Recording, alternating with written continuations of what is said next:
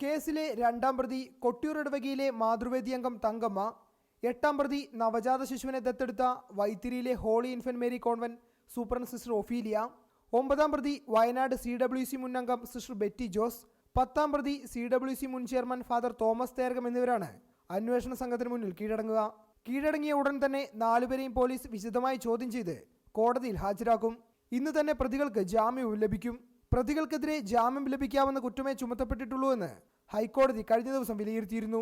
നാലുപേരും സമർപ്പിച്ച മുൻകൂർ ജാമ്യാപേക്ഷ പരിഗണിക്കവെയാണ് പ്രതികളോട് അന്വേഷണ സംഘത്തിന് മുന്നിൽ കീഴടങ്ങാൻ ഹൈക്കോടതി നിർദ്ദേശിച്ചത്. സംഭവം പുറത്തറിയാതിരിക്കാൻ വൈദികനെ സഹായിച്ചു എന്നാണ് ഇവർക്കെതിരെയുള്ള കേസ്. 4 പ്രതികൾക്കെതിരെയും പോലീസ് പോക്സോ വകുപ്പ് ചുമത്തിയിട്ടുണ്ട്.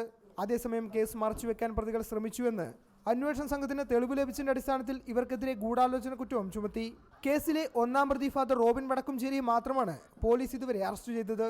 അതേസമയം കേസിലെ മറ്റു പ്രതികൾ ഉടൻ തന്നെ കീഴടങ്ങുമെന്നാണ് അന്വേഷണ സംഘത്തിൽ ലഭിക്കുന്ന വിവരം. റിപ്പോർട്ടർ, വയനാട്.